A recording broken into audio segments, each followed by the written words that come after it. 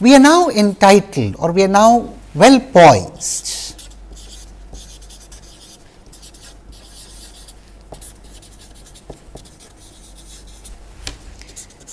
to look at the Haar filter bank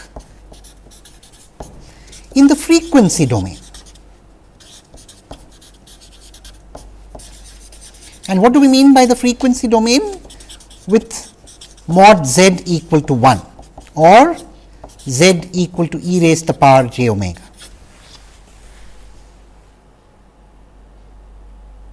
Indeed, consider the analysis site, the analysis filters.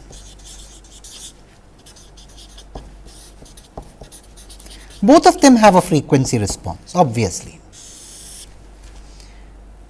Let us take the filter 1 plus z inverse by 2 and let us look at its frequency response. Of course, we would obtain the frequency response by substituting z equal to e raised to the power j omega.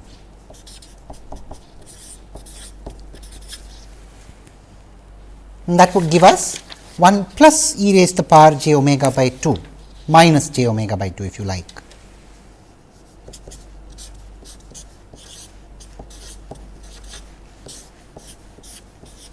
Which we can simplify. We can take an e raised to the power minus j omega by 2 common here and then put e raised to the power j omega by 2 plus e raised to the power minus j omega by 2 inside the bracket and leave the half factor as it is.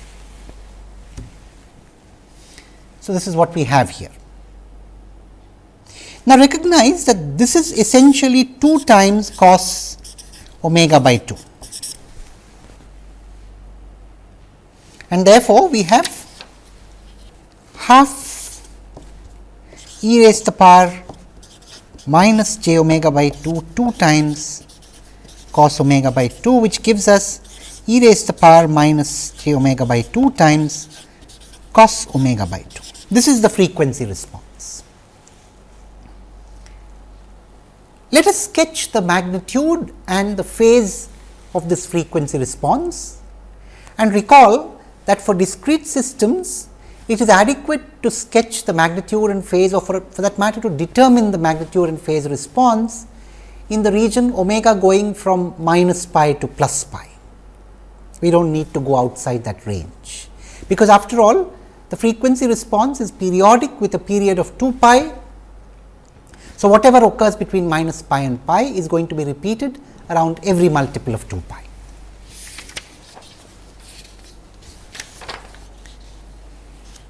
So, the magnitude of this response would be mod cos omega by 2. And let us confine, as I said, to omega between pi and minus pi, whereupon cos omega by 2 turns out to be non-negative. In fact, essentially cos omega by 2 is real and greater than equal to 0 in this region. Thus, phase contribution from this term is 0.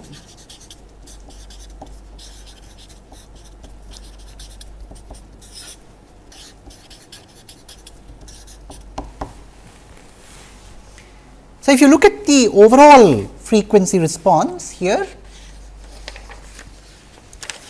namely e raised to the power minus j omega by 2 times cos omega by 2, this has no phase contribution.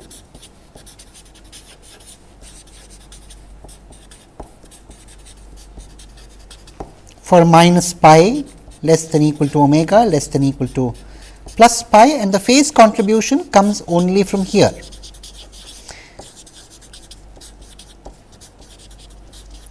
The phase contribution from this term is going to be equal to minus omega by 2.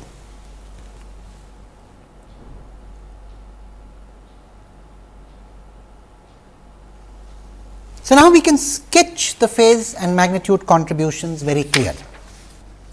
Let us sketch the magnitude response.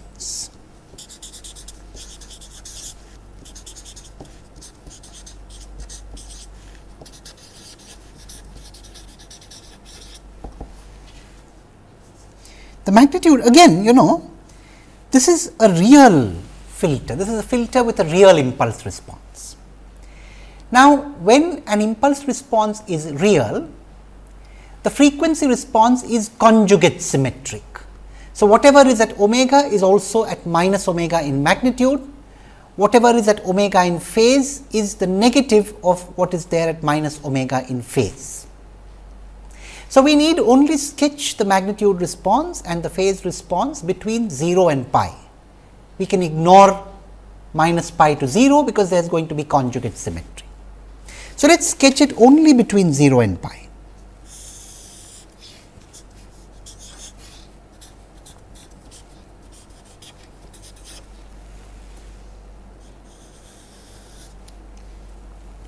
You can see that this is the kind of pattern that is going to show, essentially of the form cos omega by 2.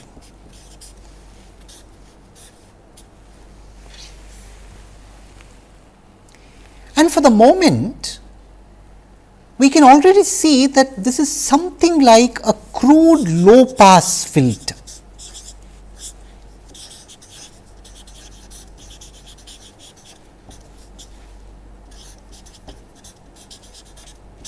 I say it is a low pass filter because it emphasizes the lower frequencies and de-emphasizes the higher frequencies. I say it is crude, it is far from ideal. In fact, if you had an ideal low pass filter, then of course you need to specify the cutoff too. So, an ideal low pass discrete time filter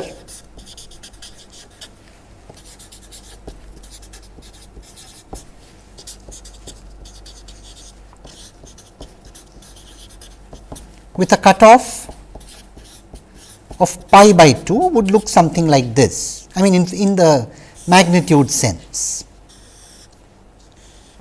So, it would have a magnitude response that looks like this.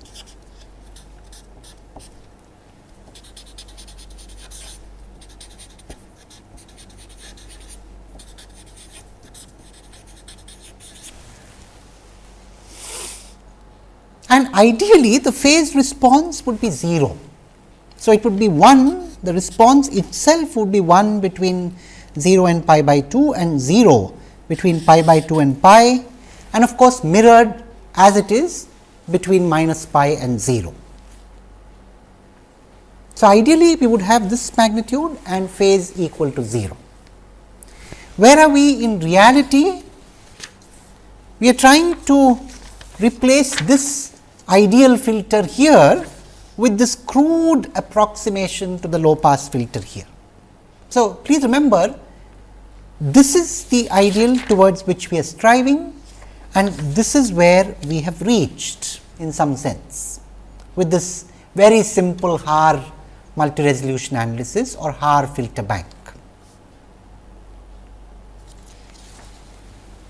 Now, we shall understand this even better when we look at the magnitude response of the high pass or the other filter in the filter bank. But for the moment, let us complete our discussion by also drawing the phase response. So, the phase response of this filter is as follows.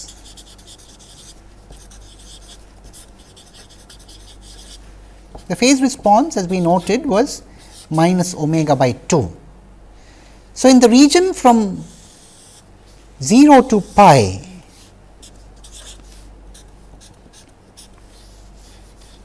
at pi it would of course take on the value of minus pi by 2, and this is a straight line. So, in fact, you get what is called linear phase.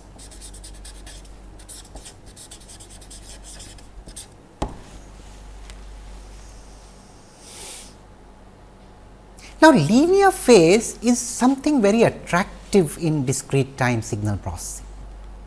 In fact, one of the reasons why people go to discrete time signal processing from analog signal processing is because you can get linear phase.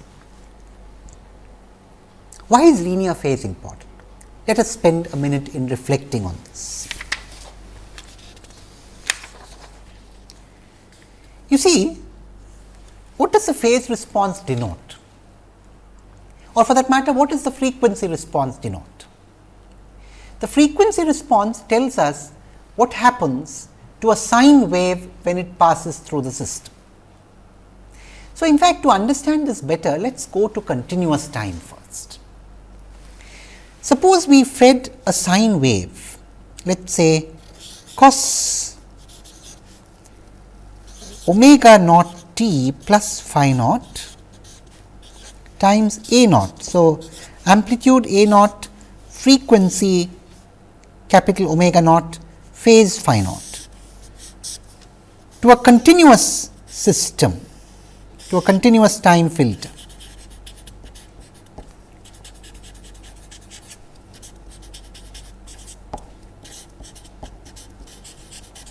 With frequency response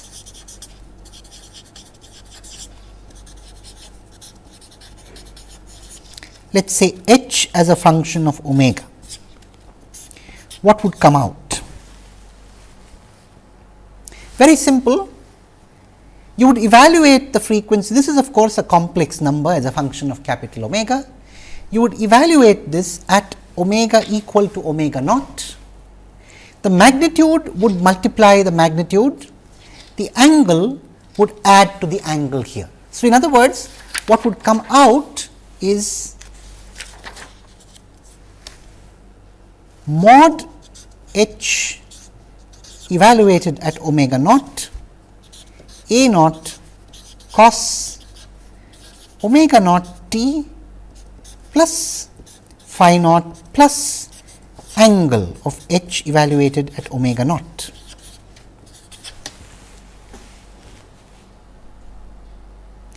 What is the effect of this angle? As you can see, the effect of this angle is to change the phase, and a change of phase is equivalent to a change in time. So, it is like shifting the time, shifting the sine wave on the time axis. So, angle h omega naught essentially shifts the sine wave, shifts the sinusoid by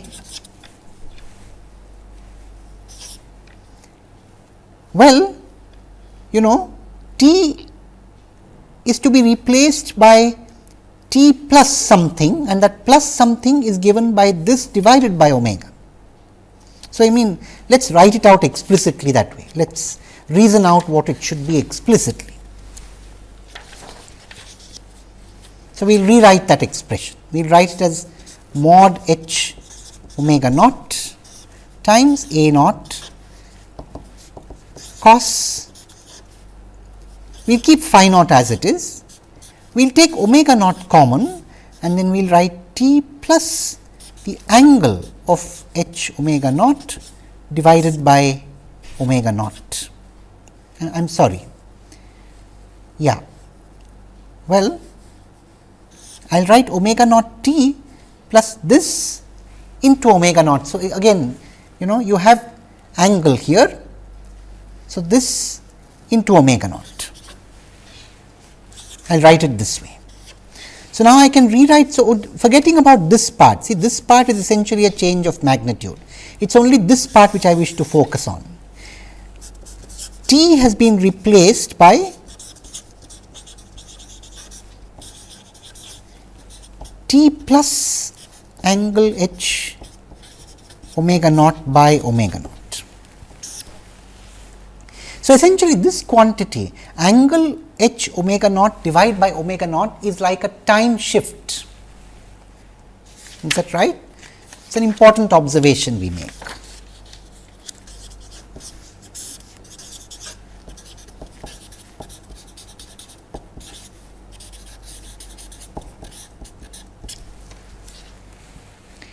Now, just in case it is independent of omega naught, we have a good situation. So, this time shift actually is what is called a necessary evil in the frequency response. Most of the time when we give specifications for designing a filter, whether it is in the analog domain or in the discrete time domain, we do not really want a phase response. The phase response comes as a necessary evil and we have to work around it. Now, what does the phase response do? At each frequency, it creates a time shift. The phase response creates a time shift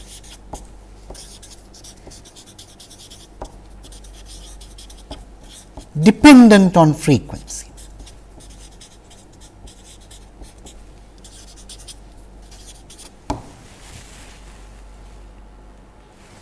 What is a good situation to have? An ideal situation is no phase response. This is unachievable.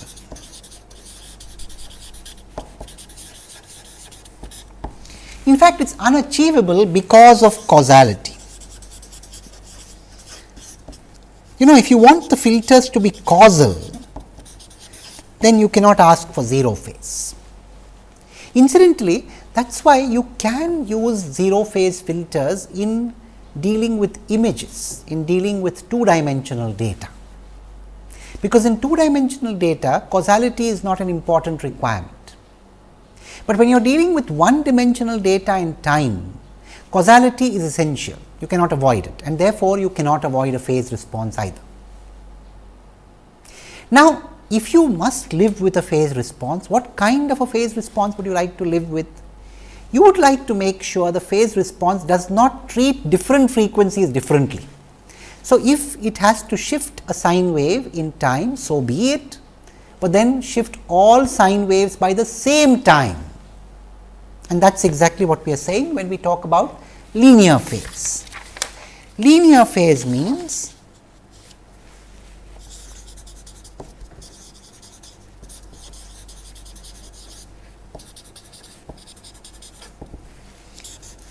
angle h omega naught by omega naught is independent of omega naught.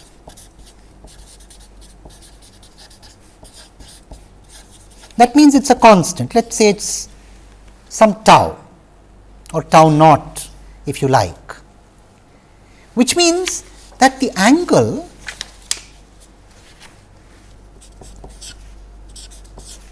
of h omega naught is of the form some omega naught times tau naught. It is linear in tau naught, in omega naught. That is why it is called linear phase.